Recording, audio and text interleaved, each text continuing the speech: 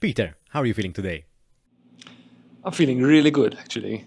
I'm feeling good because I just came back from a really good business trip, a project we've been trying to win and work on for quite some time. It's an international project.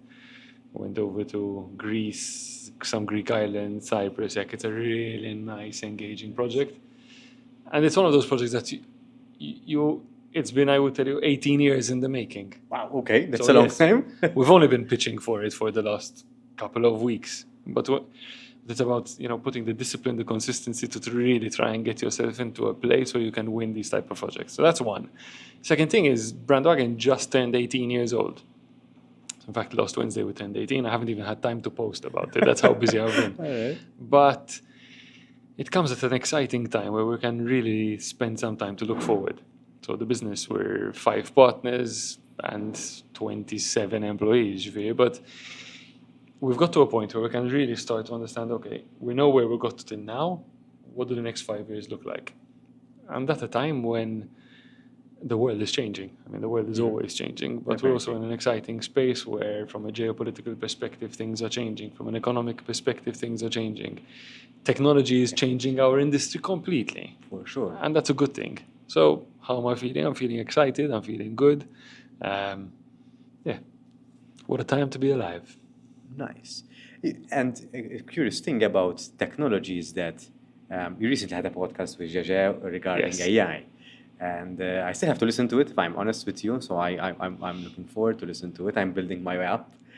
And how AI is changing your industry in marketing? Most people can be made redundant really easily. Yeah, for sure. I mean, to be fair, we've seen this change coming for a number of years. Okay. We've always embraced technology and we've always tried to be at the forefront of technology to not only see what's coming, but to try and use and abuse the tools so we understand and we can talk about them.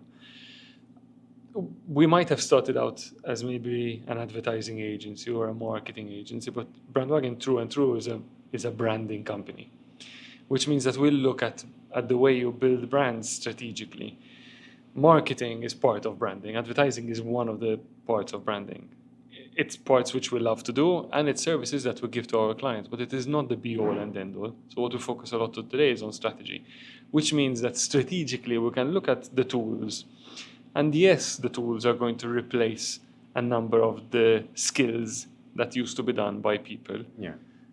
But it's going to empower better people to spend less time on the rudimentary stuff and more time on getting better insights, deeper insights into our clients, into the understanding, into audiences and markets, to really try and change the way we're working. So is it going to change our industry? Completely. Sure. Completely. We've already seen a change. So if you take copywriting skills, I remember there was a point in September last year, 2023, where we had 2 copywriters. We had foreseen that things were changing. ChatGPT, I think it was 2.0 or 3.0, had just been released. Yes, yeah. And we knew already, saying, one of these people is going to move more into business development and another person is going to move more into creative. All right. And hopefully, we will have enough, we won't have too many requests on copywriting, so that we will have bang on the money, September, October, copywriting went down by about 90%. Why? Because people were using the tools, people were signing up for ChatGPT. It's super easy. The thing is, you can tell today which brands are using ChatGPT or not. You can. Or at least which of the brands are using ChatGPT without properly thinking and putting in the effort. So today, or the future lies in the winners of AI in marketing, is if you know how to write a brief, you're fine. If you know what good looks like, you're fine. Yeah. But if you're just going to take what any of the generative AI tools is going to give you at face value without looking deeper, you're screwed. And I think you have to do the micro adjustments to give it your own tone. I mean, the AI can learn your tone by time, but the more you put in yourself in it, I mean, AI is very creative. It makes things look super nice and super yes effective. and no. I'll challenge you on that. But I think people are more creative than that. Look, AI is about machine learning, no? Yeah. So the machine learns how to do a skill, how to do a job over and over time. And that skill or that talent or that learning is based on previous work and on the inputs and the feedback that you give to the tools. So if it's only looking back, it's always going to be very hard for AI to predict with empathy. Okay? To predict, it probably can, because it can read the signs and start to create that prediction. But to read and predict with empathy is a very different element. Why? Because it's looking at a very specific set of variables, which are typically user-driven. Yeah. So unless you're really good at giving a good brief, like I said before, Yeah. unless you can really feed into the generative AI and say, listen, this is the brand, this is the tone of voice, this is the personality, this is the fundamentals, these are the principles, this is the purpose, this is why we exist, this is our audience, this is how our audience is feeling right now, it's very unlikely that you're going to get a spot-on targeted message For sure. that will resonate as well as something that was produced by a person. So that's where the creativity comes in. So today it's about spending time doing the things that count and the things that matter. Once you do that, then you're sorted. For sure. But 98% of the people using generative AI in marketing today just say, we are using generative AI, it's so easy. Just put it into ChatGPT, it can be done. 5 seconds. Yeah, but put in the work. Yeah. At least put in the work. It's like removing the obstacles. So AI is removing the obstacles so that you can focus where you should put focus on. Yeah, I mean, you can use AI. I use AI a lot in my work to challenge me. So I would come up with a concept, or I come up with a strategic piece of advice for a client and say, I go into generative AI and say, listen, I am working on this. And I probably would have had a whole big, massive brief and say, this is the context, this is the tech, this is the concept, this is what I'm working with, these are the variables, these are the parameters I'm working in. And this is what I'm thinking. Can you challenge me? Can you check me for biases? Okay. Can you check me for X, Y, and Z? So I'm using it like a sparring partner in the room, but without having to rely on somebody that might be tired or might be in a bad mood. Or I might have said something that pissed them off 15 minutes ago. Yeah. Which happens.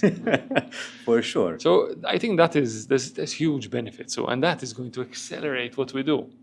Definitely. But let's not forget that AI is never going to be able to replace creative thinking, true collaboration, because you and AI is one thing, but you and I together in a room might come up with some really interesting insights which might change the way we see things. Definitely. And that's the way ideas are generated. Sometimes ideas are generated in the most random of moments and in the most random of ways. When you're feeding AI with cues, I mean, one, you have to really be attentive, and otherwise it will be a copy and paste kind of message.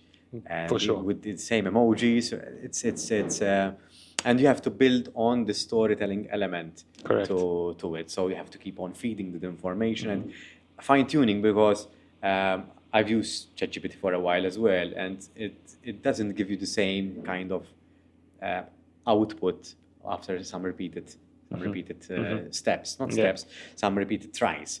So it changes. So it's like a whole complete different person speaking. So if you're producing a blog, for example, it's very hard to maintain the same tone of voice over a blog because it might change all of a sudden, or with an update, or you might type something different and it will give you a different output with a different tone. So you really have to be attentive for that. I mean, that is why you really need to be focused on the prompts that you're giving, and really focus on also keeping track of what you're learning from learning how to use, generative AI. I mean, I use it a lot, but you really need to focus on the prompts. It doesn't change the job, it just makes it faster. But you still need to be good at understanding and becoming authentic, and also teaching the machine to understand who you are and how you think. That's where we are today. I tell you, within months, not years, within months, I tell you, with the next couple of releases of ChatGPT and a number of the other platforms, let's not just focus on ChatGPT. For sure. AI will be much better than us to go back in time to understand how we've come and where we've come to really try and understand what and how we're thinking. Yeah. And that is obviously the danger to lean too much on these tools. Definitely. So, I mean, I know that you're an athlete, I know that you train.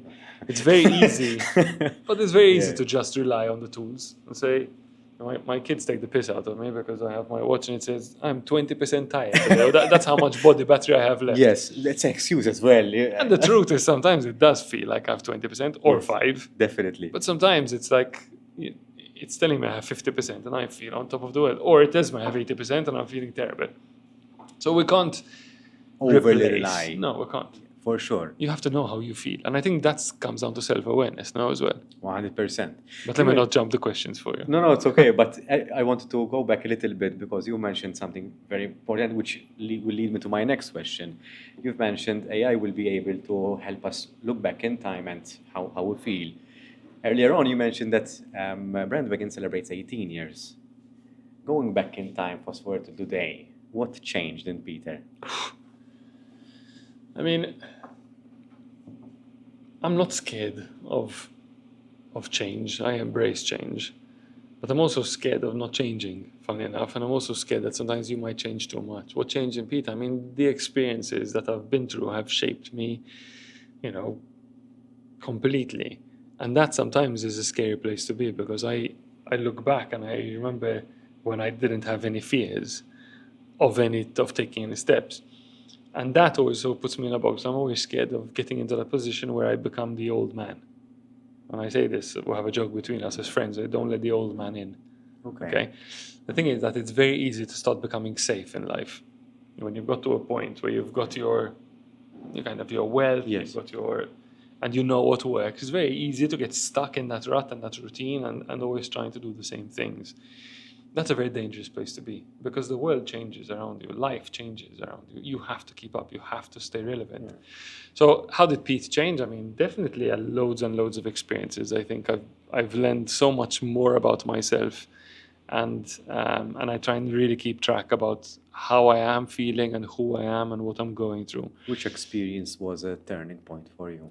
There were loads of great experiences. I mean, I'm in a really privileged position because over the last 18 years, I've worked with so many different entrepreneurs, brand builders, clients, designers, creatives, strategists, employees, company owners, that I've learned how to see life through their eyes as well.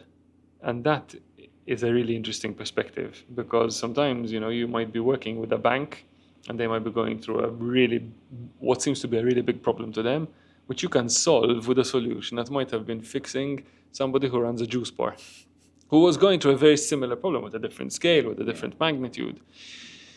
So these things have taught me a lot. How have I changed? I mean, am I more risk averse? Maybe, not a lot, but the risks are bigger, because we employ quite a few people today. We have a lot of, interest in a number of situations, and we're also very, very careful of our brand, of the people that we've created, that we've helped and we've supported, and the culture. And again, culture changes. I've changed a lot. When I started BRND, I was 26. I had no kids. I wasn't married yet. I was totally broke. I used to sing for my supper, literally. Okay. So when I started BRND, I didn't have enough money to my name and to earn money on the side. Whilst I started the business, I literally had a band and I used to sing. I used to sing in bars, I used to sing in weddings, I used to sing at the beer festival, and I made much more money doing that at the very beginning than working at BRND. Why? Because you set the company up, you pitch a job, the job is approved in a month's time, you do the job, it takes 2 months, you get paid 3 months later. 6 months have passed. Yes, you still have nothing. You still have to pay wages. You still the have struggles to. Of a in those days, it wasn't even wages. You have to pay yourself whatever little money that I pay myself. I still need fuel. You still need to eat. These type of things. Yeah. So, I've changed a lot, but I still feel like I've kept that curiosity, that excitement to do new stuff. I still love what I do. So sometimes I say, is it time for me to change and move and do something new? But I still really love doing what I'm doing. Why is that? I'll explain. So why is that? Because there are two schools of thought in a way. So if there's that famous saying that says, if you love what you do, you'll not work a day in your life. That's good. But at the same time, we all know that once what you love becomes a job, some people tend to say, this is not what I signed up for. It's different that I was doing before it became a job. How do you maintain that balance? That's a really good point, and to be fair, I see it a lot in the daily grind, and as people change, as it becomes routine, it's very, very easy to to get into that point, say, like, I'm really not enjoying it. And that is where I think, you need to be very considerate, and you need to be really aware of how you're feeling and when enough is enough and when you need to take a break. So you cannot continue doing creative roles day in, day out and expect it to perform at the same level every single day. So we're very careful at BrandWagon to make sure that our people aren't working on 6 branding projects back to back. You might do 2 big branding projects and then 1 very small, insignificant piece of work, which might be just doing changes for some really small project. But let you relax.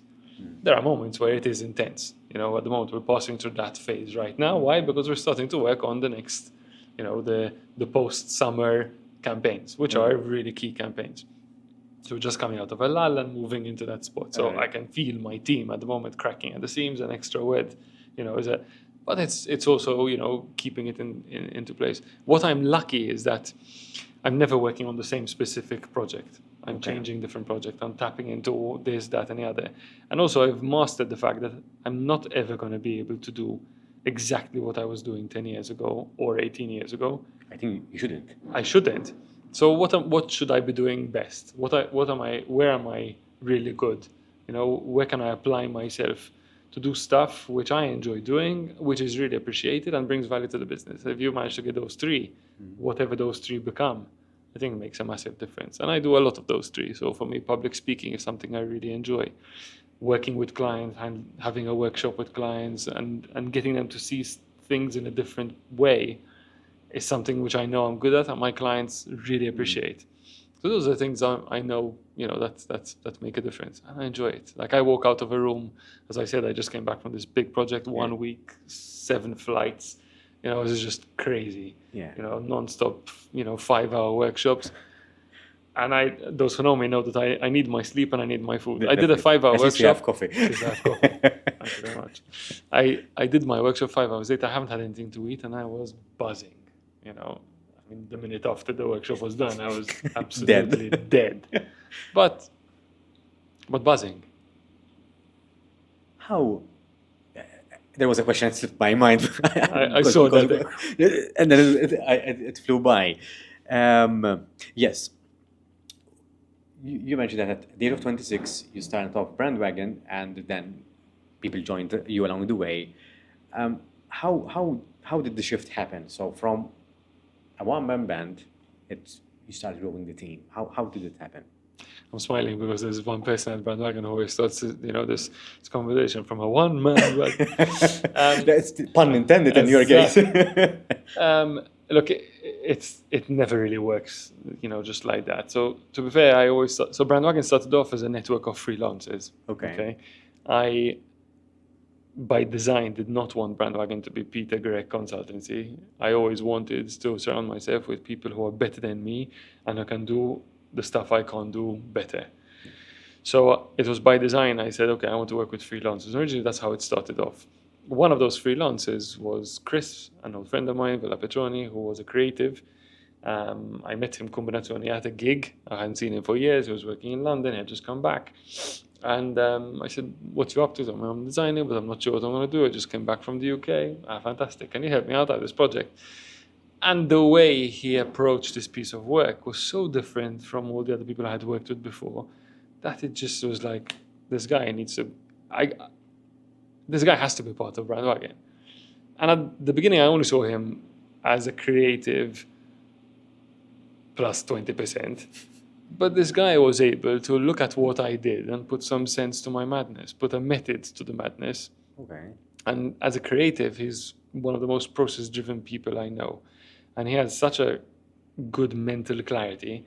He's the guy who will come here for a meeting and won't say anything. I'll be blabbing. At the end of the meeting, I'll probably say 15 words, and those are the 15 words which are the most important. Okay? So that's how kind of Chris came about. And then after Chris, there were other people who came along. We started getting into, so more designers joined, more strategy people joined. It was always focused on the purpose. Why were we doing what we were doing? Well, the tagline was for the love of brands. It was never for the love of cash. It was never for the love of, fame or whatever. It was just, how can we, do everything that we can do to help create better brands in Malta. That's what it started off. Okay. And this purpose, this this wish to move away from where all the advertising agencies were, to really build brands from the inside out. And when we talk about branding, branding is about purpose, it's about principles, it's about your proposition, it's about the stuff that really excites employees. It's not about design. Design is one of the very last things that come. It's just a layer on top which packages everything together.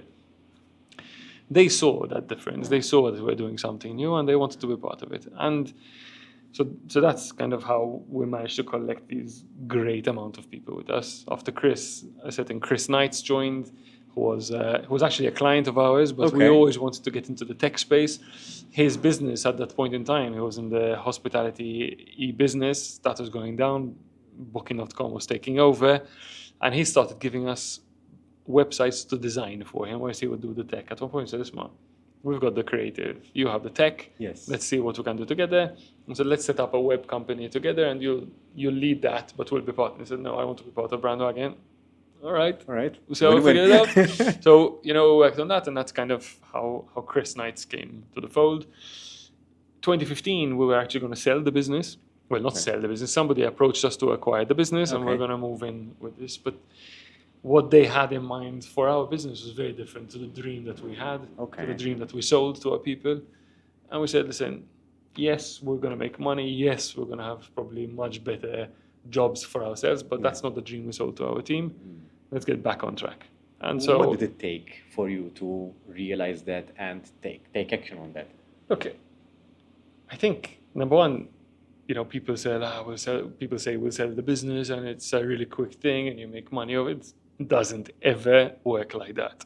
Okay. So there's a lot of courtship, there's a lot of understanding of what's going on, understanding where we're going. And we had got into this perspective where we're working for this company already. So we were like their white label agency, doing all the creative in Malta, a bit of strategy in Malta, and they were selling it off to their international clients. And we had clients in the US. I can't mention because we're still under NDA which clients they were, but they were big. All right. Okay. So some really, really big clients, San Francisco based. I used to fly up, I used to consult with their business card. This is who we are. We had some phenomenal clients. Once I was even pitching to one of the ex-marketing managers of Apple, who worked under Steve Jobs. Super conversation, really good stuff. Anyway, so that's the sort of stuff we're doing. And then we're working for some really big clients doing very boring work. So it's fine to say, yes, we worked for this big brand, and worked with that big brand, and these are huge brands. These are some of the biggest tech Silicon Valley brands. But the work we're doing wasn't like we're rebranding Apple or we're rebranding Google. It was the job of the job of the job of the job. Right. It's like, just to say we're doing this with sharp deadlines. And we said, like, where do we work best? We work best when we're working with decision makers, affecting real change in organizations. If we're not going to be able to do that, and if we're not going to be able to do it for companies we really love or respect or believe in, then there's no point in doing that. I mean, money is nothing. It's just, it comes, it goes again. Yeah. It's important. It's a tool, though. Yes, it's a tool, and you need it, and I appreciate the importance and the value of it, because I've had it and I've lost it all and I've had it again. So I can really appreciate how painful it is not to have money, but it's not everything. It's not going to make you happy. Happiness comes from working hard, doing things which are meaningful. So I think you need to endure a bit of pain and passion to deliver something to really be happy in life. So coming back to that conversation, we realized, listen, like, are we just doing this for the cash? Is it going to be even worth it? We're still very, very young. In 2015, I was 35. I had 3 kids already. I had a hell of a long time ahead of me. Am I really going to just stop now? No. So that's what we said. So we said we'll continue going. At that point in time, Gareth Chibaras, who was actually the first person I called when I was setting up BRND, I said, hey, Gareth, join me. He said, no, I'm happy. I'm working in the tax department at the moment. Okay, fine, happiness. But he was actually playing for the national team football. Fair enough. So the fact that he was doing a duty for the country, that's why he was working in the tax. No. As a national team, you need a lot of leave, you need a lot of flexibility. So the tax department gave him that opportunity to do that. Yeah. Eventually he left and he started a business, whatever. And he had just joined BRND again, originally doing 1 day a week, 2 days a week, 3 days a week. At some point he said, it's hard. And that's kind of how we came in. And we said, listen, if you want to buy in, Yeah. now's your chance to buy in. And it's the same value that there was at the very beginning. And that's Okay. how Garrett came along. Post-COVID, I'm just thinking how we onboarded more partners. All right. Post-COVID, we had said, we need to make sure that we retain our best talent, and we also, show our gratitude to the people who've worked really hard to build the company and to bring the company back on its feet. Mm-hmm. There were 4 people who put them on this partnership track. 2 dropped out, 2 stayed, and today I'll tell you that's because that's another big opening story. Martin, Dimbleby, and Raiza Camilleri joined us as partners. Martin has been with us. He was actually, I think he's been with us now for the last 14, 15 years. Okay, so it's almost from the beginning. Almost from the beginning. But what comes first? Is the vision or the strategy or the partner? Look, if you want to go far, you need to go as a team. And as long as you get people who can bring something to the table which you don't have, then there's value in that. So as long as you're agreeing on where you're going as an organization, but why you're going where you're going, as long as you agree on the values, and as long as you feel that together you can really take the company to the next milestone, there is reason to have partners involved. I always knew that on my own I would have reached a certain limit. And if I didn't bring these partners on board, wouldn't have even achieved half of what we achieved. I would say maybe 10% more of what I was doing then I would have achieved. So it's thanks to, and it's not only the partners, it's also all the people who joined, on the mission along the way, those who work with us still and those who left along the way, and even those who left and set up their own businesses which today compete with us. Yeah. BRND WGN would have never got to where it got to without the support and the belief and the faith and the confidence that these guys had in what we're doing. Mm-hmm. And I still feel extremely grateful, not only to them, but also to our clients. Mm-hmm. Because they saw what we had and they saw what we could deliver for them, and they gave us a chance and they gave us those opportunities. And that is what's really, really key. This is resonating so much with me at the moment because I feel that I'm in the position where you were 18 years ago? Not 18, maybe 15 years ago. Because Endeavor has been set up for 3 years now. Okay. And initially, I made the decision that I don't want Daniel Kassar consultancy. I didn't want that immediately. Yeah. So I stopped a brand name, which is Endeavor. And I'm at a point now where I have some good clients, and I don't want to be the face of Endeavor. And I want to diversify my service so I can offer a better product to my clients. Mm-hmm. Because as you're rightfully saying, I can't do everything, and I don't want to do everything. There are some things that I enjoy doing. There are some things that I'd rather delegate or have someone else who's better than me at those things do them. Mm-hmm. And so this is resonating so much with me because I'm in that point where I'm trying to find ways how I can scale up, not necessarily vertically, but at least horizontally, so that I can consolidate a structure of like a modus operandi in a way. Look, I mean, my advice is, one, let everything take its time and really make sure that the people that you get along with you really bring out the best in you and you bring out the best in them. Mm. Every partner I've had, and I made sure that they worked with the team and they were part of the organization at least for a minimum of 2 years before they joined the company, before they joined as partners, because it takes a lot to understand, and you need to go through the good stuff, the bad stuff, the arguments, the fights, the celebrations. You need to see how they react in the good stuff and the bad stuff. And I think that is really the key. And they also need to know what they're getting into. Yeah. Because it's not all rainbows partner sounds nice, right? Yeah, of course it sounds nice, but sometimes the partners are the ones who make the least money. Yeah. They have the highest risk. There's legal obligations. For sure. There are situations where, listen, like if something goes wrong, you are liable. So you want to make sure that the people that you have by your side, you can lean on. And I mean, there were moments, in the past where they might have said like, I have to get into business with Pete. So if we don't work together, I mean, I have one of my partners, Chris Knights, who I actually appointed as one of his roles is to be my blind spot. to catch me in the areas which I don't see about myself. And what I respect most about these people, I mean, I got a call today from another Chris, just to make life easier. Today he called me some Pete, there was a meeting that happened today. I got some feedback that, the way you gave feedback wasn't in the best way. So I'm telling you from now. So thank you. Because you need to know this stuff. Yeah. When you're, been doing the same stuff for 18 years, you think that your method still works, and so you try it. It doesn't always work in the same way, because there are different people from different generations. And you know that because you're in HR. Different generations resonate to different things in different ways. You have to package the same message in a different way so that they can 100%. understand. And it goes both ways, because they need to try and understand what you're trying to say and where you're coming from. And you need to position yourself, especially if you're the leader, in a position where, listen, like, if what I'm saying is landing wrong, then I need to fix the way I'm talking. So I really appreciate that from my partners. You need, like, one of the biggest values is brutal honesty. This candor that, listen, if I pissed you off, you need to come and tell me. And I might feel I'm still right about it, but at least I know where you stand. Yeah. And that goes to our clients as well. So if we feel that you might be telling us something which doesn't really make sense, we're going to tell you. And we're going to tell you so that you can explain yourself, because maybe we're not getting it. Or maybe you're not understanding that maybe the world has changed around you and you need to see things differently.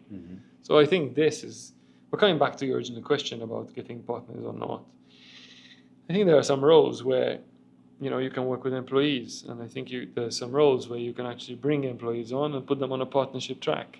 There are people that you might want to elevate to management, but make sure that the people you surround yourself with as partners are those that if the worst comes to the worst, when you might not be at your best and they might not be at your best, and you have a really good argument, you can still look at each other in the eyes and say, we still want the best for each other and for this business, despite we might feel about each other right now. That is critical. Thank you for the advice. I've been pondering a lot about this, so I have another layer to Go ponder for about. it. I'm all yours. And I won't charge you. Thank you for that, Peter. You left me speechless. You didn't expect that. No, but I remember that you have that question for me, so I'm going to switch on the mic. Yeah, okay, cool. I had a trump card. Yeah, good.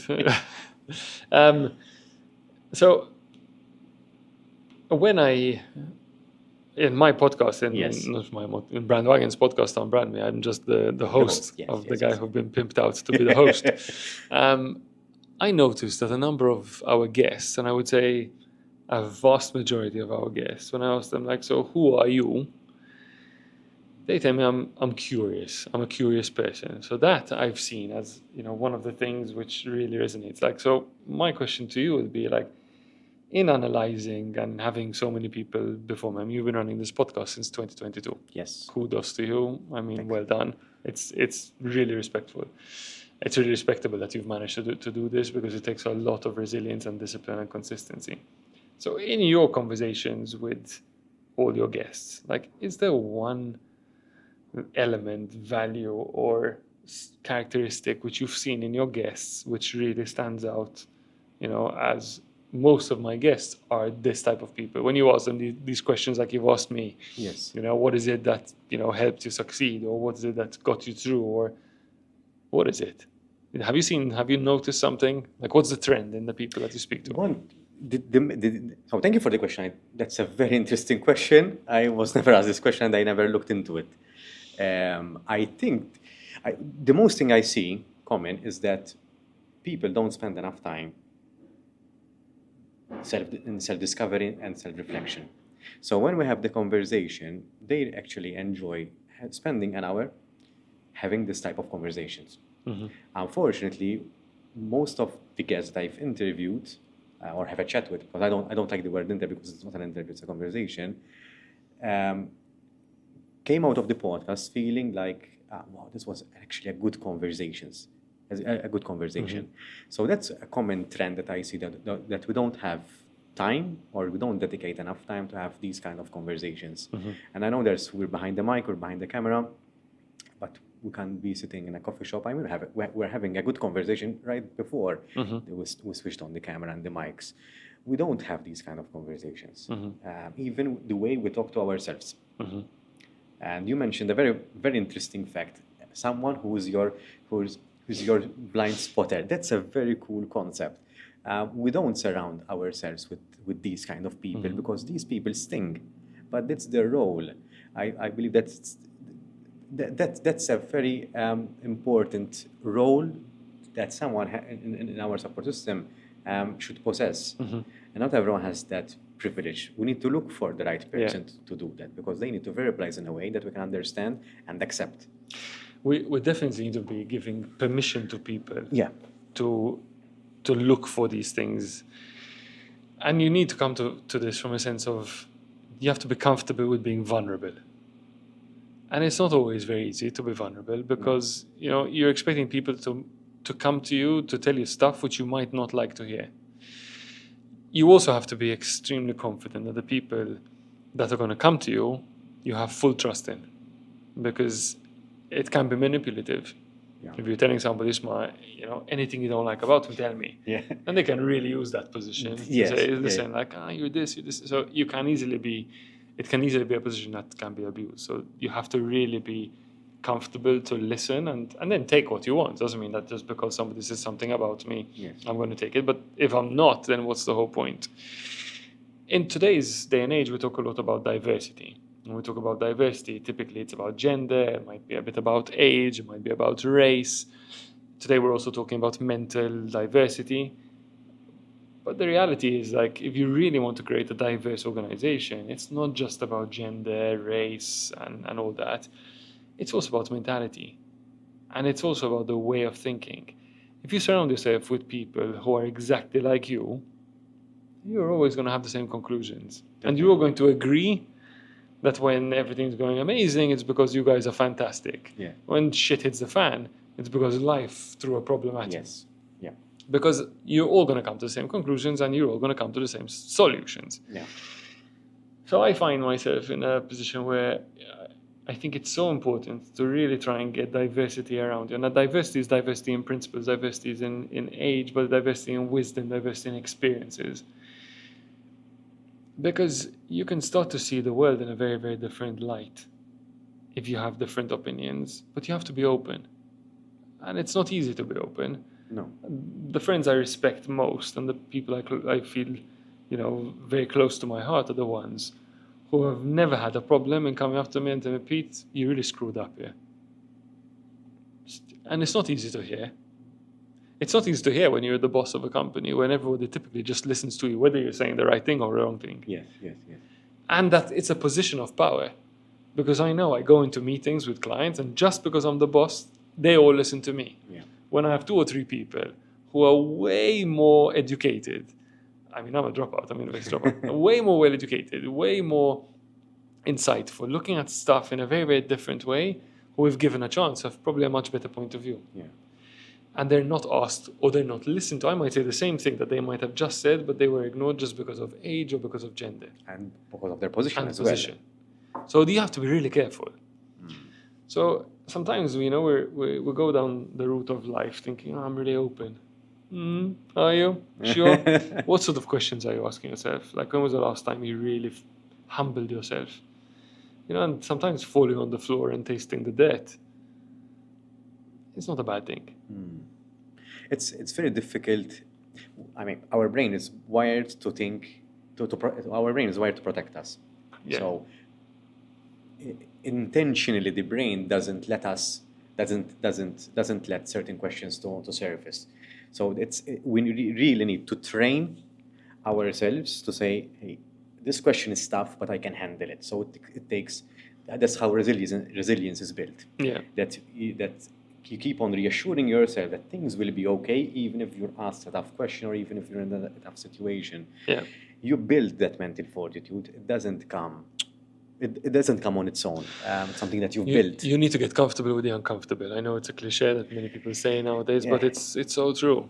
The avoidance of pain is the avoidance of skill, growth. Yeah. It's the avoidance of growth. You can't have the nicest roses unless you prune the tree.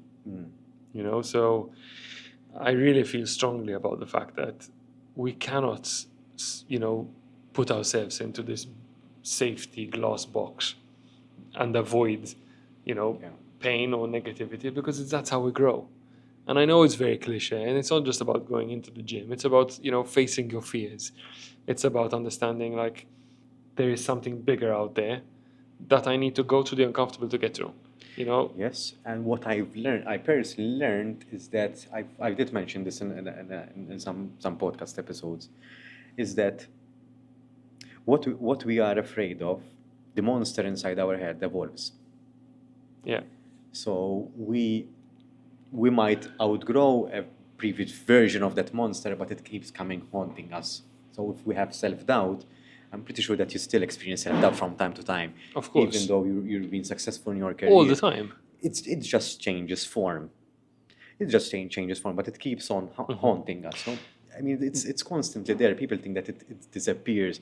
And so my background is psychology, and I have very close friends of mine who are therapists and counselors and in this sort of field. And I still practice I still practice as a psychologist, but I see things in a more practical way. In the sense that I've been saying this a lot because I really wanted to get it out there. I think there has been enough awareness about mental diversity, as you've mentioned the word as well, and diversity in general. What I think we need to do now is educate and teach people how they can love themselves and discover themselves. You ask a very interesting question, even in your podcast as well. Who are you? And that's most of your guests find it difficult to answer. Why? And it's a rhetoric question in reality. Yeah, Mashek. Look, and that's the whole concept. Look, the reason behind the Unbranded podcast was to try and understand if along the journey of building a brand, the brand takes everything from you, and then at some point in time, you grow out of it. Yeah. And I see this a lot in organizations when everybody when the founders become labeled as a ductile bandwagon. I know by design that I will not be a bandwagon forever, because at some point, and it might be sooner than later, there might be, and there probably are, better people to take the role I have. And I need to move out of their way to give them the opportunity to grow into the role that I started. And it will be painful, and it will be uncomfortable, and a lot of people will say, you shouldn't have done this, and yeah, but at some point in time, I need to move out of the way of the future. And it's not bandwagon to Pete, it's neither Pete nor bandwagon. I am me, and bandwagon is bandwagon. And bandwagon is successful because of all the people that have been there. I was just lucky to be there first. I always say that. Yeah. Yes, I might have had the vision, but somebody else might have come with the similar vision or a better vision. Could have made us more successful faster. Yeah. This imposter syndrome, this feeling of, the doubt, it's always going to be there. Always. You just get better at ignoring it or better at overcoming it. The pain doesn't go. You just become stronger. Yes, and the dangers with what you said is that the job, whatever it is, it might be your role as the founder. The dangers in that lies that it becomes part of our identity. And I think that's very dangerous because we become the job and the job becomes us. That's something that I never wanted because it's not from a responsibility point of view. But that's not me. I'm multifaceted as a human being. We all are. Yeah. We represent so many things. We don't only represent the job.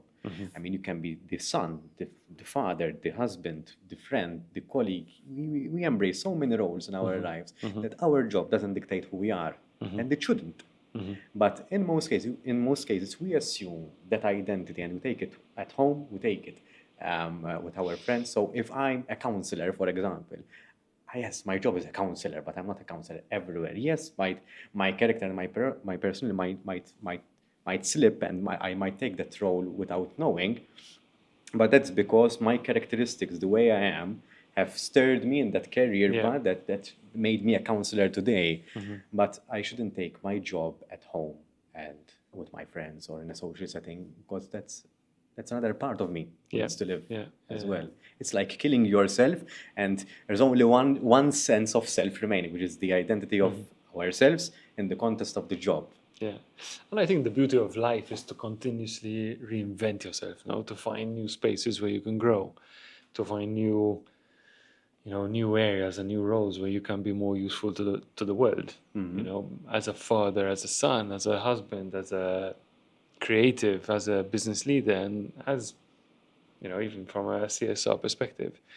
I think it's always important to feel useful. I mean, I think that if you ask me what is my role and what do I enjoy more, I really enjoy helping people. Like, it's something which probably came from maybe, I don't know, family, or my parents are the most charitable people I know. From the nothing they had, they gave everything, and they consistently used to and still do give a lot of time for a lot of charities. And I must have learned a lot from that. But I actually really enjoy helping people. So when somebody calls me and asks me, listen, Peter, I need a favor. Thank you. Thank you for the opportunity. What can I do? How can I help? And I'm not saying this in a way like, he's so nice. I'm not a nice guy. But my point is, I really enjoy helping people, whatever it is. Like, so if I can help you achieve success, if I can help you, share what I know for your benefit, it's brilliant. I really have an opportunity to have an impact on you, on your surroundings, on your people, on your family, on your business, on your clients. Thank you for the opportunity. So that to me is really key. And I think, figuring out what you do best and where you feel at your best is what's most important. So if you tell me, who am I? I'm a guy who loves adventure. I'm a guy who's extremely curious. I'm a guy who... my question there. You're welcome. or not. I'm a guy who really likes to be there to support and help other people on their own quest. So I'm the idiot who will stop and help somebody change a puncture, whether they wanted me to or not. So I did deaf side to it, but and I bet most 99% of the people wouldn't stop. Maybe, but that's them, and I'm not even. And it doesn't make me feel good or better just because I'm that guy. I don't care. I don't care what you say. It just buzzes me. Yes. To be in a position where somebody might be in a less fortunate situation at that point in time in their lives, and I managed to change their mood, change their position, change their opportunity. Thank you. And I think branding for me is about that. I know that I'm good at maybe seeing things in a different way, maybe understanding, unblocking somebody who might be fixed, who might not see things in a different perspective. That I enjoy. And I also get very frustrated when someone doesn't want my help, which happens. Not everybody wants to be helped. True. And that's a very dangerous place to be if you don't want to be helped. I mean, if you're doing it just because, Yes and no. Because some people want to help themselves. And they should have the opportunity. Yes. So I look at, for example, enough my kids. They don't always want me to go in and, You shouldn't. Exactly. So just because I think I can help them might not be the best thing to do, to just go in and help them. Yeah, sometimes you have to give people the space for them to find a way out. Yeah. You might be a good facilitator. I've learned this through Scouts. Sometimes in Scouts, you're just there to make sure that the kids are safe. And you're teaching them a lesson by doing nothing. You let them in their space to do their own thing. I'm smiling because find a way out. Find a way is the third principle of BRND. I didn't know that. There you go. So I'm glad we're resonating on that level. But it's true. It's finding a way. That's fun. Finding a way out is fun because that's the sense of adventure. You mentioned adventure. So what if the traditional methods don't work? Find the alternative route. So it's something that it's not taught in schools. It's schools is structured in a way, and I'm not saying it shouldn't, because to appeal to the masses, to cater for the masses, it needs to be somewhat structured. But unfortunately, a byproduct of that is that certain skills are not taught, and this is flexibility in our thought. Asking the right questions to ourselves, and perhaps accepting that our answer might change to those questions by time as we grow older and wiser. These things are not taught. From an education standpoint, I'm I'm not going to be as kind as you were. I definitely think that the whole educational system needs to be completely revolutionized. No, I think it's outdated, Totally. but a certain sense of structure, I think it will Structure is always fit important. in. Structure is important for Yeah. everything, So BRND is extremely process driven. We've been ISO certified since I don't know when, like for years. I think I would say probably 2014 we're already ISO certified. So structure in everything that you do is important. Discipline, consistency, structure, these are all really important. I think what we teach and how we teach has to be changed completely. I have a huge respect for educators. I have a huge respect for teachers. I think they're not given enough support. I don't think that they're given enough kudos. I don't think that they're given enough, glory and respect in reality, because we talk a lot about scientists who are building generative AI, but these guys are building the people of tomorrow. I mean, do we understand how important the role is? And it's interesting, this is the political ball that everybody plays, and I'm not talking on a local standpoint, I'm talking internationally. Yes, yes, yes. It's easier. We need to invest more in education. Okay, put some actions behind those words. What does that mean? Have the uncomfortable conversations. What does it mean to really educate kids? And not only kids, I mean the population in general, towards what is going to hit them soon.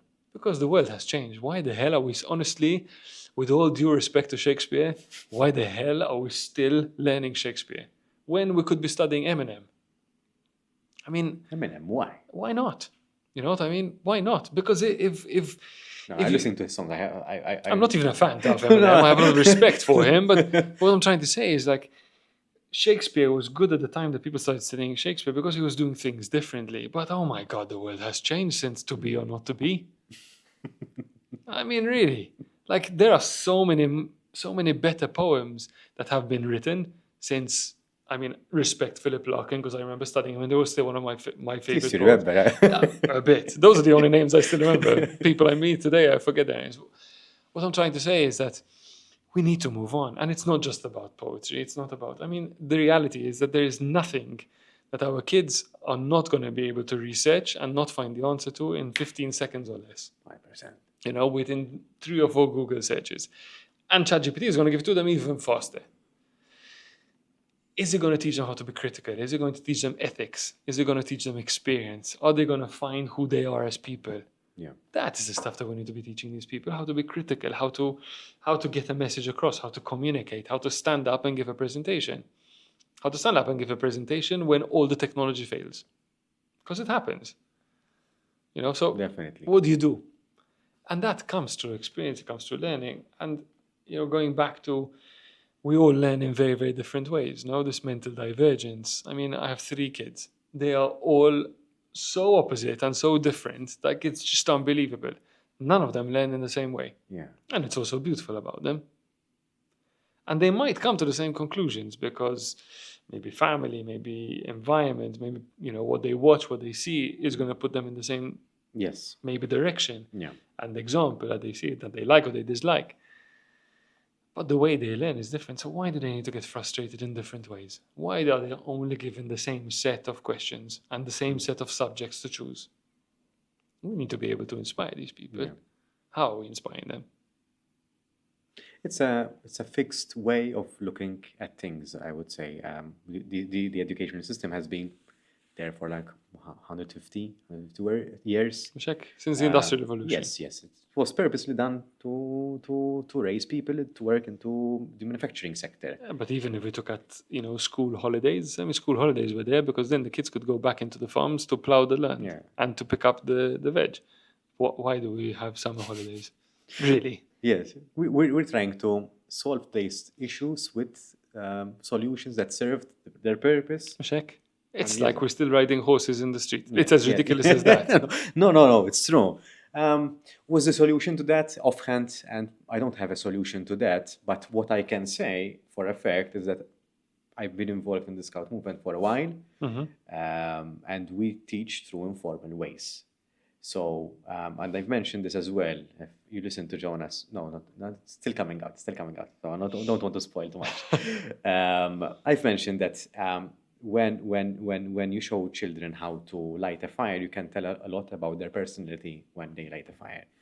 everyone lights a fire differently, but it's a journey that they take in order to light Yeah. the fire, not to be scared, but to just light the fire. But anyways, I already went into the whole personality nerding stuff on this. No, but I mean, the way we teach, the informal way we teach is that there was a time where we so we go on hikes, Yeah. right?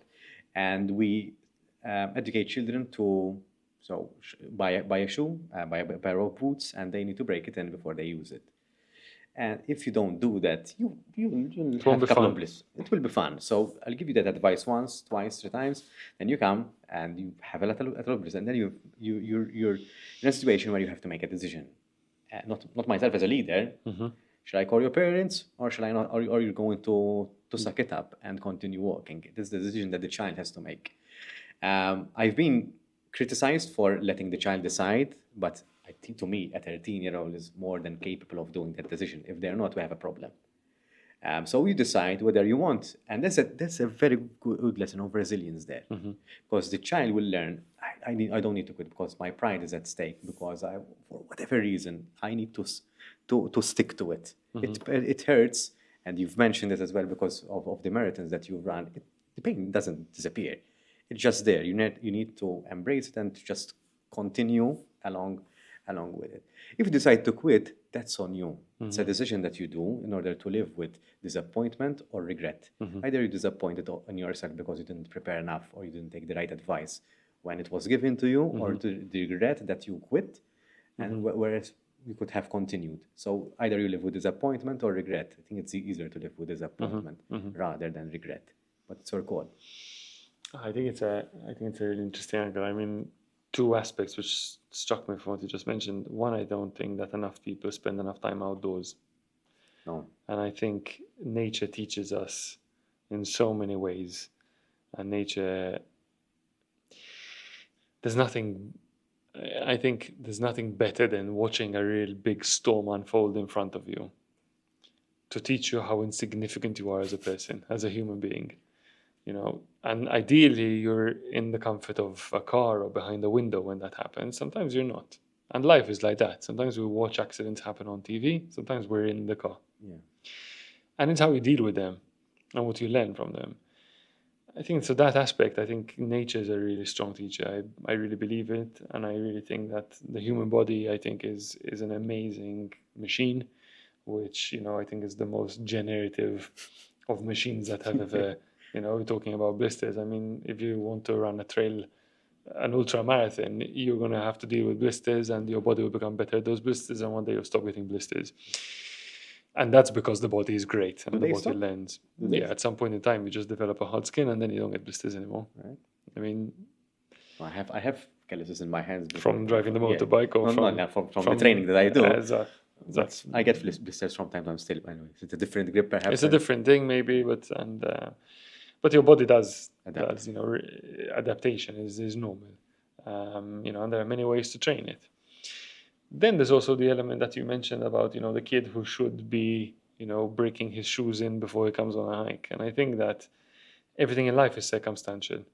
And everything in life is not necessarily only dependent on the person, but also on other things that happen around. So I sympathize with the kid whose mom might have forgotten to go and buy his shoes 2 or 3 weeks before he went out on this hike, so that he would have had time to break them in. I disagree with that. I blame the child.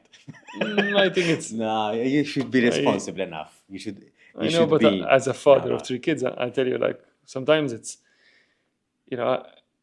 it's not like with the first child, it was really easy to be planned and everything. The second child, it became less easy, but you kind of do it. With the third child, sometimes you're like, shit, you have to do that. And it's like, school starts in an hour and we don't have carton sheen. And it's my fault for sure, 100%. Is the kid going to get the blame? 100% he's going to get the blame. Is it his fault? Probably not. I think it's age dependent, though. It's age dependent. It is age dependent, but I think, the generation of parents today have a lot of information, have an overload of theories on how to bring up your children. And there is that kind of element of not analysis paralysis. It's overload of information which stops you from taking any decisions. Yeah. You know what I It's mean? analysis by paralysis, though. Analysis by paralysis is when you analyze too much. Yes. And what I'm trying to say is there's another word for it, and it's just an overload of information. You know, so it's like when you go to a restaurant and you find a menu which has 16 pages. It's like, I knew what I wanted before I came. Gordon Ramsay would be pissed. For sure. Gordon Ramsay would probably be laughing. No, but it's. I think I'm not sure whether there are enough. There is enough information. I think there is a lot of information. I don't think there is.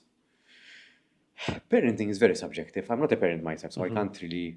I'm not an expert for sure, but I've met with a lot of parents through scouting. So I've had multiple conversations with parents. I think it boils down to what you bring to the table. Very much like business. What do I bring to the table? Are you the perfect father? No one is in reality. But this is what I bring to the table. Hopefully, the child is in a environment which is kind enough in a way that they are learning, and through it's experiential learning.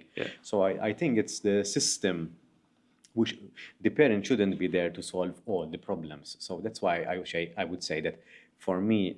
But sometimes they try to. They try to. Should we try? Should we not? Not too sure about that. Sometimes yes, sometimes no. There is no like not easy line. fine But line. the cartoon gene, if it's a 5-year-old, for sure, I would blame the parent. But if it's a 14-year-old, 15-year-old, child needs to Listen, be. I mean, I was using this as an example. No, but What I'm trying to say is that, you know, I'm 44 and I've lived through a lot of different experiences, and I've seen a lot of nothing surprises me anymore. Nothing surprises me anymore, and there's so many different cultures and there's so many different, and I think it's just a matter of like trying to deal with that situation with what you have available at that point in time. And I also find that sometimes, you know, and I do it as well myself, it's so easy to look for reason and to look for blame, when in reality we should be spending more energy to looking for solutions. And I say this again to myself, like it's so easy to say like, how did we screw up this badly? Like, whose fault is it? Who should? At that point in time, figuring out who or why is probably irrelevant. Figuring out what next is more important. And I say that because, you know, we don't always. If I look back at all my actions, there's 100 reasons why I shouldn't have done most of the things I've done in my life, but I did. And at that time, I'm sure you mentioned this with Gabriel. At that time, I'm sure I was working with the right with taking the right decision with the information I had at hand. Yeah. The more mistakes you make, the better decision maker you become. But sometimes in life, you're tired, you're hungry, you've just been pissed off, somebody crossed you at the traffic light just before you. You might have just received some really bad news, and we're still expected to show up and take those perfect decisions every single time. We're not perfect. Yeah. You know what I mean? We're just taking decisions and we're just moving on. And, you know, it's very easy to try and blame and to label. And I see that sometimes, you know, like, we're not our past actions. We are our future actions. We are how we decide to react. You know, life is effectively 50% what happens to you and 50% how you decide to move on. Either you're stuck, you remain stuck, and then in the position that you're at, or you decide to like, okay, what do I get out of this? Yeah. In the sense, and it's not easy, Definitely, it isn't. I mean, it's very hard to say, okay, what worked, what didn't work, how can I change it? It's easiest. It's way easier said than done. But very difficult. And sometimes it takes years for us to figure it out. Sometimes it takes years, and we might keep on repeating the same mistake until one person, it's like the divine revelation. I mean, they come into your life, they might encounter them in a shop, random conversation, they say something, and you click. And it clicks. You have to be open for that click. Yes, for sure. You have to be open to see how can you do things better all the time, you know, and it's frustrating. And I know I frustrate a lot of people around me because I'm always looking for a better way. You know, I'm always looking for that constant improvement on that. You know, we talk about the 1%. It's also very annoying to live with someone who always wants to look at that 1% on Yes. how can do it better. Yes. And that 1% always shrinks because there's only so much. This will sound like a very tangent topic, but it is not. I'll explain myself. So, I think 3 weeks ago, I was having a conversation with someone who is in audio engineering and videography and all of this kind of stuff, and he told me that we will run, and we hit a glass ceiling in storage. So we can't store, because I was considering buying an S system or to buy the cloud or whatever. And he told me that in storage, we hit a glass ceiling. Storage is not going to get any easier. We can't store things in a different way for the next 10 years. We hit, as humankind, hit a glass ceiling to that. There's no technology available that will help us store our files in a different way. And sometimes that 1% cannot get lower because of the resources that we have. And we need the patience of time and the passage of time to wait for that right moment to make that change, perhaps. And we might not be ready to make that change because of the resources that we have at the moment. So just to make it a little bit more tangible, we can't really change if we are in the same job, perhaps. We might need to change our position. We might need to change company. We might need to change industry until that one tick really hits. So we might not find what we're looking for in a particular box, but we might find it elsewhere. But I think what you mentioned really makes sense, because we need to keep an eye out for these kind of opportunities. But we always need to assume that we might be looking in the wrong box. Yeah, very true. And it's also asking yourself, like, is it worth it? Am I looking for the 1% improvement on the things that don't really matter? Because sometimes we do that as well. Sometimes we get ourselves into a fix where we're saying, like, I need to improve, but why? Yeah. Like, this is coming back to, the discussion about resolution. I remember when things were 300 dpi, and that was, wow. I remember buying a 15 megapixel digital camera, and it was shit hot. It was like, oh my God, look, I can print a photo A4, and you can barely see the pixels. I remember, driving around with my motorbike to go and take a file, because there was no email which could, or no WeTransfer, and all I was taking was probably about 2 megabits there. So technology, the rate of change and technology change is much faster than the human mind can change. Definitely. Peter, I have a question. So I haven't looked at it, so I need to. All right, so a question for you, it seems. You seem like you have a very positive mindset towards life and self-growth. What do you say? What do you do to stay motivated and committed? There are two questions. You want to answer the first one, and then I go to the second one? Yeah, look, that's the first question. That's the first one. Let me do that, because my memories are terrible, so I'm probably going to soon forget. Okay. To me, it's always about trying to understand who I am and also what makes me tick.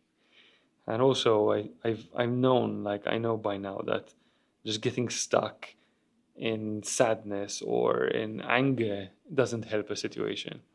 So having a positive outlook is about understanding that that everything is going to pass in life, the good and the bad. So if the moment I'm in at the moment is terrible, okay, let's get through it as quickly as possible, because there should be something happier happening. Okay. When I'm in my happy stage of my life, I also should, be very grateful and make it last as long as possible, but also know that I can't hang on to this moment because it's going to change. So I think is what gives me positivity. Life is too short. I always say this, like, we only die once, but we can live every day. Okay. So, everyone talks about, I only live once. Yeah, but when you say only live once, it's like a long thing. Death is around the corner. You don't know which corner it is. So you have an opportunity to really sort of, get into that moment and really make the most of it. I also, find that there are some very, very key things in my, everyday practice which keep me, in tune with who I am and keep the endorphins going. One of those is sports. And so for me, waking up and like burning the stress hormones very, very quickly early in the morning, means I get rid of them and I can move on with my day. Okay. it's also in a position which I kind of tire out my brain to a certain extent, so that I can be a bit more lucid, believe it or not. So I'm not just, looking at everything. So I definitely More, have more focused. more focus Okay. and get a bit more clarity. So that I think is really important. And then it's also understanding sort of, what are the things that I eat, what are the things that I consume in terms of, the type of foods that I eat, to make sure that I don't overeat. And I was very happy when I got home to have a massive plate of pasta and just chill. But I knew that if I was going to do that, Yes. there is no way I would have lasted more than 15 minutes in this conversation. I barely would have made it to the door. So keeping sort of some sort of discipline, waking up at the right time, doing the right things, going out in nature every single day, doing a bit of sports, spending time with the people I care about, and also just being self-aware of how I'm feeling. If I'm feeling that I'm verging onto a bad mood, I kind of say, all right, why? What's triggering me, and how do I keep back? Do I need to let it happen and just explode, or do I need to? Am I in a point of saying, "Oi, chill out, man. Yeah. What's going on?" I Do you think self-talk? all the time, all the time, of course. Breath work, I think, is really, really key. Okay. And I'm not somebody who does, any Wim Hof exercises. I mean, more than Wim Hof today. I mean, Neela Juice is a good friend of mine. He practices what he calls the ocean mindset, which is a breathing technique, which is taught quite a few of us on how to use. I don't practice it on a regular basis, but I know some of the tools that can really bring me back to focus. So sometimes, taking that deep breath and a few of them make a massive difference, and it just kind of recenters you. So these things I think keep me focused. So, always try and hang out with the people that you can learn from. Try and avoid things that, that change your mood, and be aware of those things. But then it's the physiological basis, basics. Get the right sleep, get the right food, train, de-stress. It doesn't get any better than that. No, I think they're really simple. It's really dead simple. Spend time with your friends, spend time in nature. Don't overconsume anything. I'm not talking about the alcohol and drugs, but don't get addicted to anything. And just, be aware of where you are and what you're learning and where you're going. Do you consider this as a skill? No. I consider it a practice. Okay. And the practice is about showing up consistently and being disciplined. The skill, for me, a skill would be something like, mountain biking downhill. Are you skilled? Can you avoid the holes? Can you jump? Can you see what's coming? Can you bend? Can you whatever? That's a skill. I think the practice is showing up. The practice is the consistency and the discipline to know, like I was on this journey that I did last week.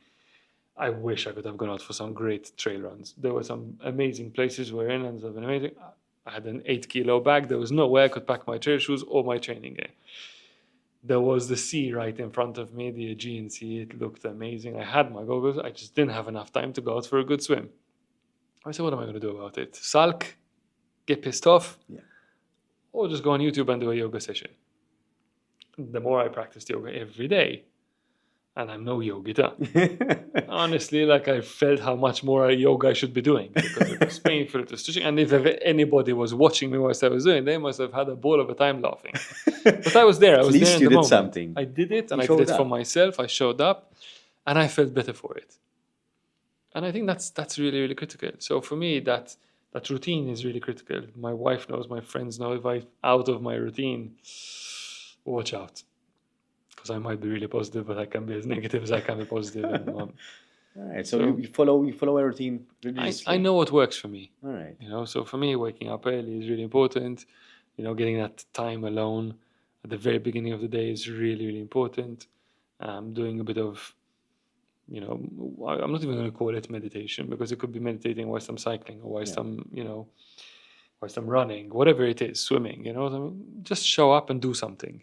Activate your body first thing in the morning, ideally before you even touch your phone. And phones are extremely addictive, and I'm a sucker to that as well. I really have a good time just mindlessly scrolling on Instagram. Sometimes you come across a good reel and you watch it and you watch it again, but that's what these apps are intended for. So.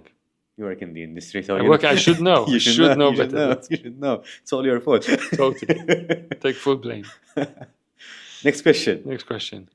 How do you work on yourself to have such positive frame of thought? I think we Look, want to add something. no, there's a lot. So I think you were never ready. Okay, so that for me, it's consistently looking for better ways and finding different ways and understanding, what could work for me right now. So nothing works forever. There have been periods in my life where this really worked really well, and at some point in time, that same practice stopped working. Yeah. So what else is going to work? We change as well. The things that we felt were really important to us many years back are not the same things that work for us today. So I think it's being open to the new. It's being open to understanding. It's being opening to. I think you always have to be open for what's next and figure out what could be better. At BRND WGN, we have this practice where we say every couple of months, we say, like, if somebody had to start a business to take over our work, what would they do? How would they destroy us? Let's try and become that company. So it's understanding that the strengths you have today were good for today. Yeah. But what are the ones that you need for tomorrow? And, as I age, and I'm still 44, I'm still in my prime, but I know as time passes, the cardio that I was doing before is not going to be as useful as the strength building that I want to need in the future. Yeah. For the basic reason that if I don't have grip strength and I'm falling down some stairs, I'm not going to be able to hold on to the railings. Definitely. It's as simple and as stupid as that, but it's really critical. Earlier you said something. You train to be healthy. Yeah.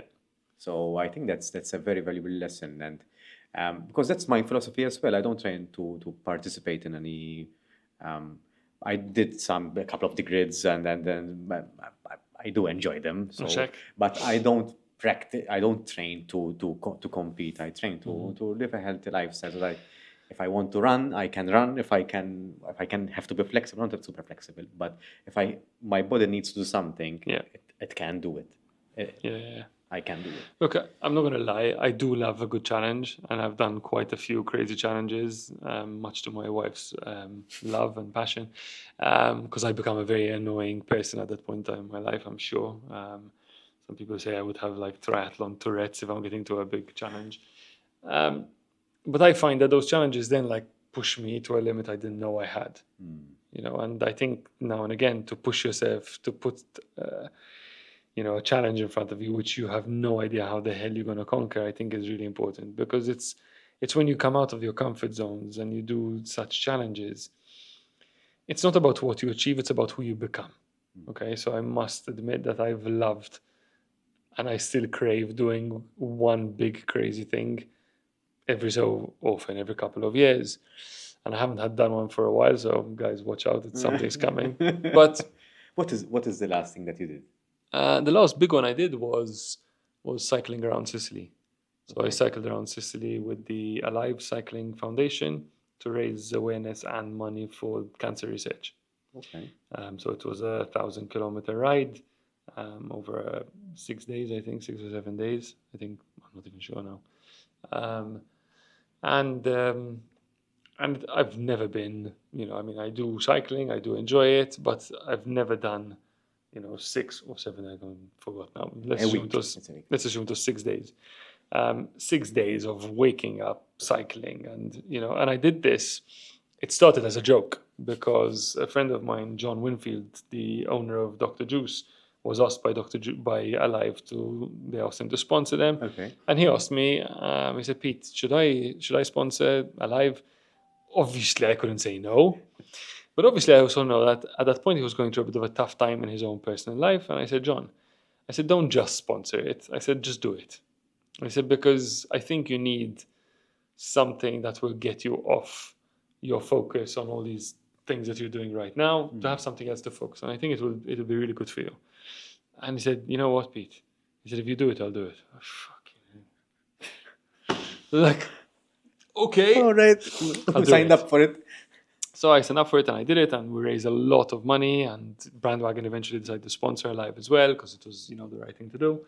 And I accomplished it, and I did it. And again, it was, the day one is always fun. It's exciting. Yeah. Day two is, great. We're still there. We're at it. Day 3 is when the thoughts in your head start getting to you. Day 4, day 5, when, people around you start pissing you off because he's not cycling fast enough, or he's cycling too fast, or, he's not doing this, and that guy smells, and that guy didn't wash his teeth, And it's in those moments where you're tired, you might be hungry, you're missing your family, you don't have your comforts. That is the moment where you really grow. Because at that point in time, you say, like, shut up, Pete. You're here, you're privileged, you're in a space where you can do this. And what I did for those 6 days is every day I dedicated my ride, which was about 170, 160, 180 kilometers a day, to a different cause, And I also, when it was happening, there was a very good friend of mine who was actually suffering from, passing to a very bad stage of cancer. Eventually, he passed away. And I really focused on, on him, on his family, on the people who were behind him, on the people I was supporting. So every day I dedicated it to something. And when you dedicate your life or your mission or your challenge to something which is bigger than you, then your pain is irrelevant. Because the pain, now you're in pain, but a couple of hours time you're going to be back in, at the hotel, or you're going to be back sitting down or lying down, or whatever, and it's going to go. Even if you fall or whatever, it's just temporary. Pain is temporary. But the memories, the mindset, and what you do and the impact you have on people, that's permanent. So to me, these are really, really important things. And I think it's so important that people challenge themselves to do stuff which is outside their comfort zone. I tend to be that guy who's like, I'm in, what is it? Just tell me. Let's do it. You know what I mean? But it comes with, responsibility as well. Yeah. So for the last 2 years, in fact, since that happened, I actually said, like, I'm not taking any more challenges. My focus is 100% my family and Brandwagon, because we're going to some things which needed my full attention. Definitely. Just things slow down. My eyes are already scanning. Somebody said this, Same we as do London Marathon next year. Well, maybe, why not? Why But not? it's not even like big enough, I think. I need something a bit crazier. Have you ever done the Ironman? Yeah, no, I've done a half. All right. And that's there somewhere lingering. But it's not even as exciting. Well, I love challenges which are done, as a team. I love challenges which are done outside in nature. Ironman is way too commercial, and and kudos and respect to everyone who's gone out there and done it. Fabius Pereira did I don't know how many back-to-back. Respect, you know what I mean? But there's an element of, like, okay, you get up, you go, and I've never been engaged into coming first. It's not about, as I said, like, it's not about It's not that. the result, It's about the journey that you undergo. It's about doing a challenge with, with friends, maybe in company, to achieve something, and ideally for a reason which is beyond just the sportive gain. So if there's a charity involved, that's even more fun for me, because then I have a reason, and I have a cause, and I have a... There's more purpose. There's way more purpose. That's cool. Shall we do something? Sorry? Shall we do something? I was going to think about it. I'm the type of guy as well, so... But next challenge, I'll call you. What's the next one? I have no idea, but I'm sure we'll figure out something. No, for sure. I count me in. And again, it's not like today, some of the challenges I enjoy doing is not just sportive challenges. So, for example, if you tell me, let's go camping and let's try and trail and trek around a couple of areas and do it. Let's do it, though. We'll have to do I'm something. not saying more. I'm saying, like, or enough pack a backpack on a motorbike and head off without any destination and, like, come back in 3 days. Those are the perfect sort of adventures.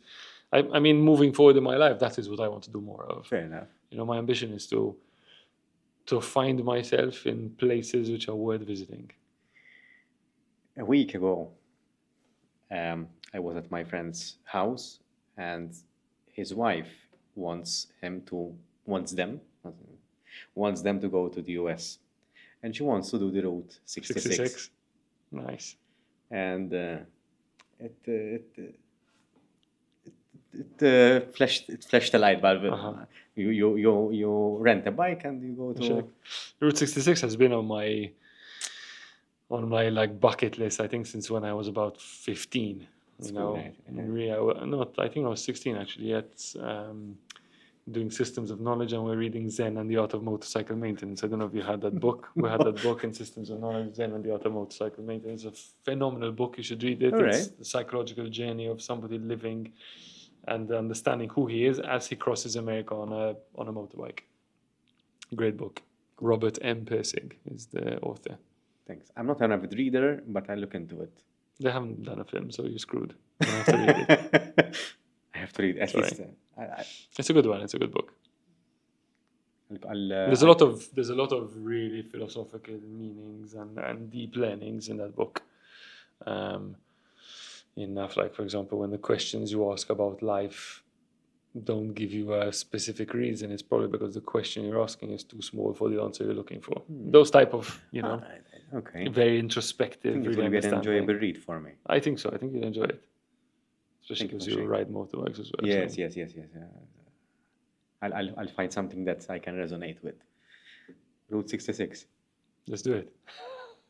I'm going to summon the fish bowl. Okay, let's go. You want me to pick, or are you going to pick one for me? You pick. You're picking. Okay, let's go. You're picking. You have to read it out loud and answer the question. You never know what this question is, so I might invent something. You can. How do you seek and embrace feedback to improve yourself? I think we've spoken a lot about this. You're allowed to pick. Yes. It's up to you if you want me to pick another No, one, but I think you're I've allowed. answered You're that allowed. question You're already. allowed. See, you didn't cheat. Ooh, this is a good one. What's the importance of networking and building relationships in personal growth? Those who really know me know that I'm an introvert. And everyone laughs when I say that. I can see your face, like, she's sick at tight. But the truth is this, that I am not somebody who really loves to go out and seek new friendships or new networks just for the sake of networking. I do like building relationships with people, and building relationships with people comes from asking the right questions and being actually interested in who they are as people and not what they can bring to the table for my business or for my life or for my advancement. And I find sometimes networking has this really bad rap because it's seen as a place to go to see how am I going to make business in this situation, which is a terrible way of being human. I think just embracing networking as an opportunity to meet fellow human beings and understand what moves them, what gives them meaning, and who they are behind their business card title, I think is so much more revealing and so much more enjoyable. And there's a very, very important word here, building relationships. Building relationships comes from spending time together. Just because you and I have had a very intimate conversation today does not mean that we have a relationship yet. Yeah. We have a WhatsApp conversation. Yeah. We have a LinkedIn conversation. Yes. You've liked some Instagram posts. I've liked some of yours. And today I've shared a lot with you. Yeah. But to cultivate this relationship is going to take time, and it's also going to take effort from maybe one side or the other side at some points, but then eventually it's going to take some time and figure out what it is that we can lean on. And I think it's in those moments that it has to be real and it has to be important for both, that it can grow. Life, every chapter in everyone's life is unique. And there are moments in our lives where networking and building new relationships is extremely important. And there are moments in life where it's actually closing relationships and saying, actually, you know what? This is my crew. This is my tribe. These are the ones I'm really interested in. Which means you can open a few windows and a few doors sometimes to other people, but even knowing who the most important people are in your life are, and the ones that you want to really spend the little time you still have to continue to strengthen those relationships is also important. So I think, going back to self-awareness, understanding who you are and what you need at that time is most important. There's a big difference what you need and what you feel like. It's very easy to get stuck in your comfort zone and say, Monday sharp to eat. Monday sharp to eat, you don't want to put in the effort, or you don't need the effort. And I think those are two very, very different questions. So it was one question I probably answered 15, but... Thank you for sharing that. I appreciated the last bit, what you need and what you want, what we feel like. So that's something that I'm going to take home with me today. Peter, you've shared a lot of lessons today. So I really enjoyed our conversation. Same I here. think we exceeded the 60-minute mark. We did? I think for sure. It doesn't feel like a 60-minute conversation. So I'm glad we did, and I saw that you were still engaged. So something that I enjoyed. Hopefully, we can keep on this relationship outside the studio as well. I really enjoyed having the conversation. Same here. Thank you. Hopefully, I was going to say hopefully it was the same. Absolutely. For you. How did it feel like being on the opposite? No, you are not on the opposite side of the table. Yeah. It's not common that I get asked, these sort of questions. So I think sometimes I ask questions to my guests, or I ask questions in workshops, and I ask the question, but I start thinking of my own answers. How would I answer that? Yes. And today you've posed a lot of great questions, which I really enjoyed answering. And they flowed. Yeah. So I don't know, it's because I've answered them before in my mind but never let them out, or because you're really good at asking questions and you've really set a great stage. Fantastic background. Thank you. Well done. Thanks. You can see the blood, sweat, and tears over there. There it So, is.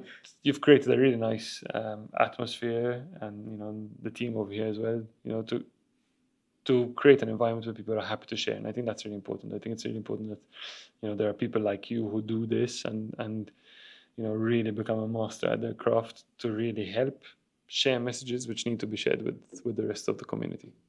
So well done. Thank you. Thank you. Thank you so much. I really enjoyed the last few words. They're very meaningful to me. Thank you, Peter. Grazie. Thank you.